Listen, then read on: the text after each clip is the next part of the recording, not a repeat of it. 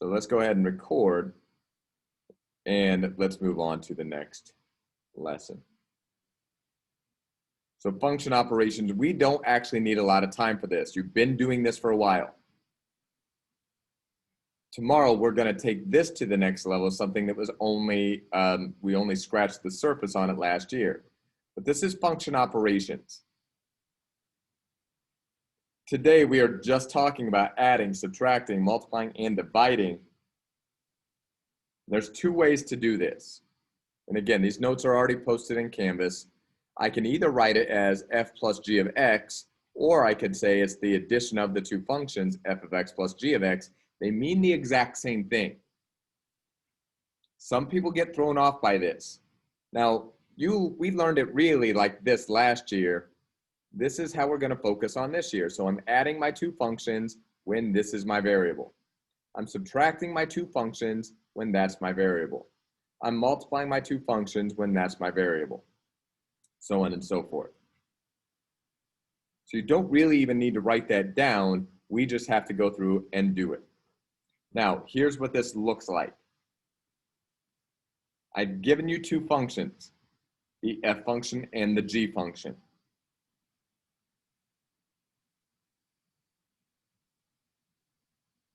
All we're doing here is adding your two functions when this is your variable. Well, guess what? That's already your variable. So what this means is my f function plus my g function, then you combine your like terms and you're done.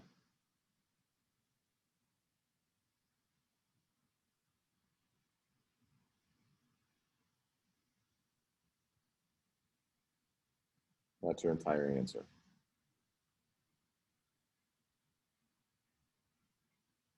I know I just went really quick.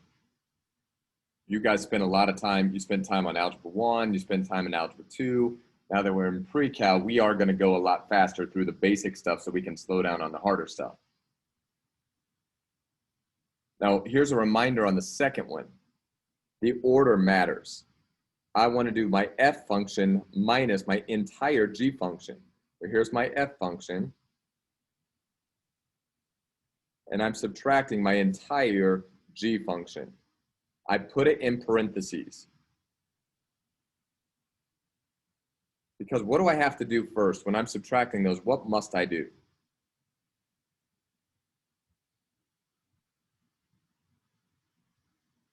What do you think I have to do with that minus sign? Distribute. Exactly. So that becomes minus x plus 1. So anytime you're subtracting a quantity, you must distribute the minus sign. Combine your like terms again. Minus 1x minus 1x is minus 2x. Minus 1 plus 1 is 0. There you go. By the way, it's just a coincidence that they turned out to be so similar.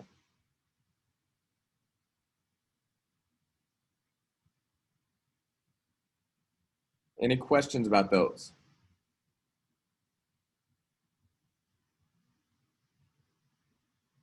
Okay.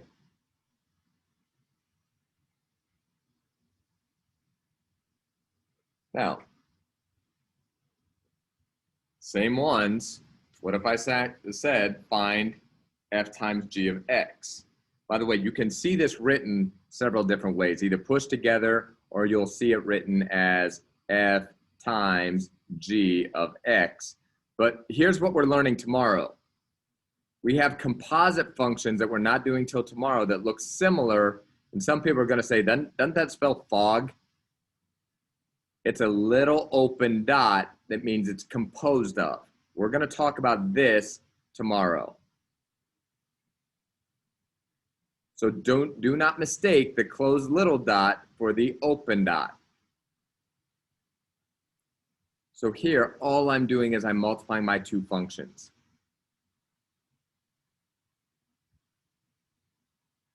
So I'm taking 6x squared minus x minus 1, and I'm multiplying it to x minus 1.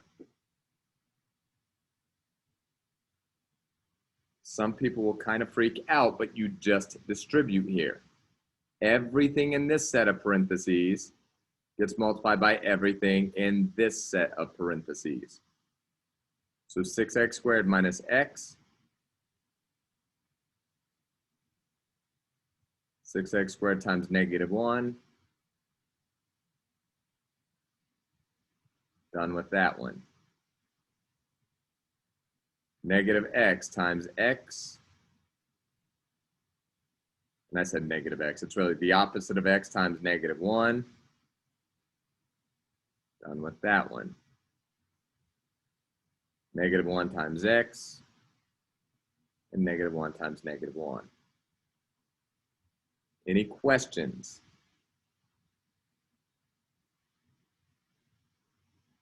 Again, I know I'm going fast. You can always go back and watch this, but if you have questions, make sure you ask. Your last step, combine like terms.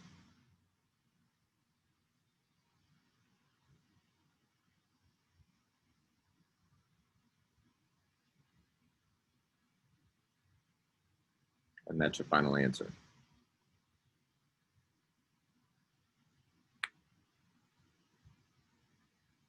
Any questions at all?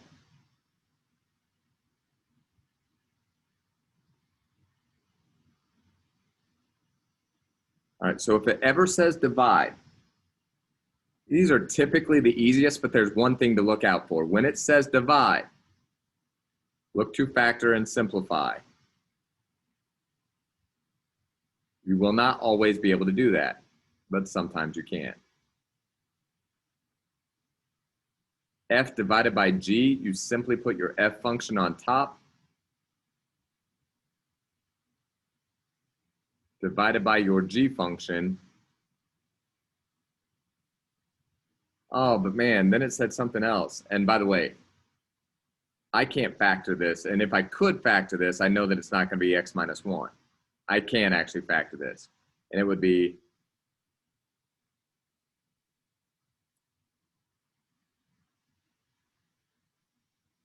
that would be my answer. That's right. That would be my answer. But here's the thing. It's not going to eliminate this. I couldn't reduce it. So if I can't reduce it, there's no need to factor it at all. But what's my domain? I have x in the denominator. So what can a denominator never equal? 0. So x cannot equal 1. So the domain, if x can't equal 1, it's kind of going to look like this.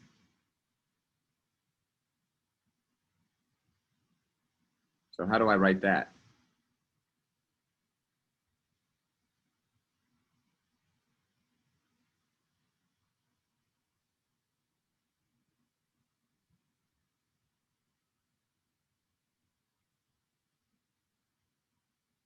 Oh, come on. How do I write that, guys?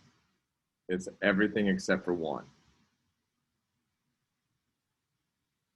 The left side is Negative infinity 1. perfect. Union with 1 and positive infinity. Perfect. Thank you.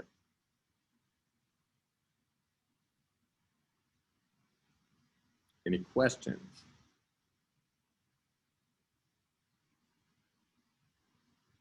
So the only time you have to state the domain is when you're dividing. So we don't worry about the top at all? Nope, not at all, because the top can be 0. The top can be negative.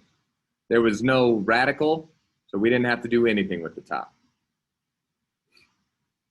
Now, I'm not even going to make you guys do all of this, but I want to discuss it very quickly. It said find f plus g of x, f minus g of x, f times g of x. Guys, if you ever have something like this, you can't add them or subtract them. This is a quantity that's being taken the square root. So if I'm adding this, it's just going to be x plus 2 plus the entire function. I can't take it out of this. So all I'm asking you guys to do on this page is pay attention to detail. This is an entire quantity that's you're taking the square root of. So I have to add the entire quantity. If I'm subtracting, again, it's going to be your f function minus the entire quantity. You don't change any signs because it's a quantity and it's a square root. This actually is an exponent, which we'll talk about later. F times g of x, just put it in parentheses and put them next to each other. That's all you can do. Now, if you distribute it, you don't even have to.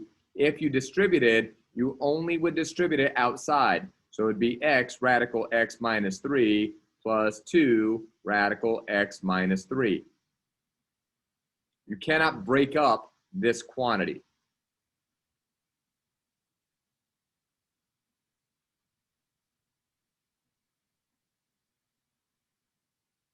And the last part is division. So if I'm dividing it, f divided by g of x, oh boy. Well, that's easy enough, but now I have to state the domain. I have the quantity of x minus 3 in the denominator and under radical. So I take x minus 3, it's under the denominator, so it has to be greater than, or it's under radical, so it has to be greater than or equal to 0, but it's in the denominator, so can it be 0?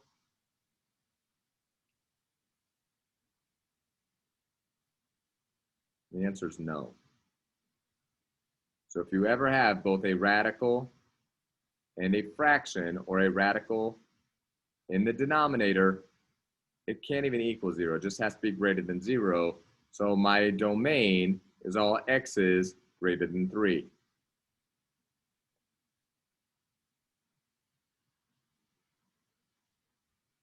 And again, I know I'm going fast. We've got a couple more things to talk about, and I want to get you guys out of here. Questions?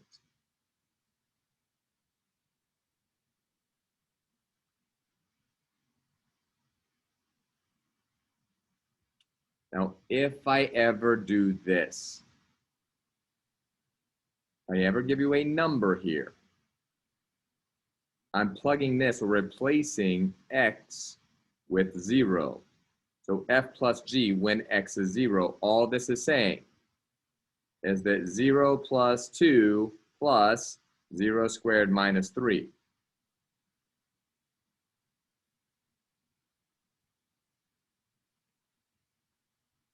I don't care if you plug it in first. I don't care if you plug it in last. Some people say, well, can't I combine my like terms here first? I could have. If I added them, I'd have x squared plus x minus 1. And when I plug in 0, I still get negative 1. Again, I'm going fast because this is literally like the 4th time you guys have seen this. So does anybody have any questions?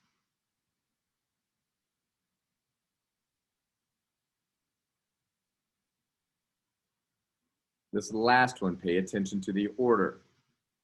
Plug 3 into your g function. Minus plug 3 into your f function. Now I could have went ahead and figured this out, but 3 squared is 9. Minus 3. And 3 plus 2 is 5. 9 minus 3 is 6. Minus 5 is 1.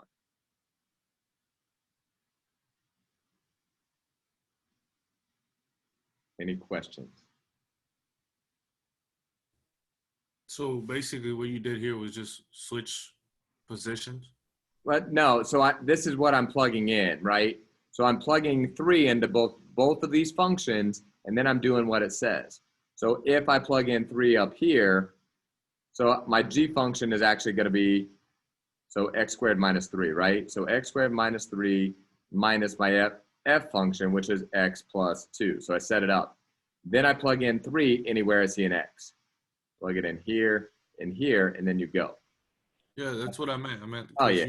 the That's original f of g. Yeah, so the order matters, and that's just saying, so find g minus f, that's just taking my g function and subtracting my f function from it when x is 3, and that's it. Okay. So are we supposed to know which one is the F and the G, or It tells you okay? right here. Okay. Okay. Does that make sense? Yeah. All right, and again, I know I'm going fast, and I do apologize. I just want to make sure we get out in time. Yeah, and so that was the last one, all right? So you guys have, what is it, 7 questions, 11, 13, 15, 17, 19, 21, 20. You've got 7 questions to do tonight. It's already up on Canvas, so let me stop sharing. I'll pull up the Canvas real quick. So on your Canvas page, It keeps saying failed to open PDF. did it say it for all of you guys? Try it again.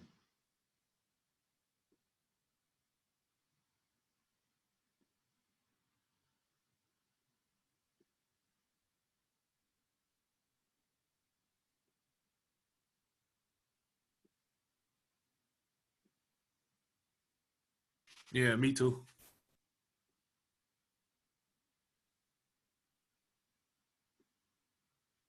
Why would it say that? Said it for me too. Okay. So no homework? Now, come on. All right, I'm going to stop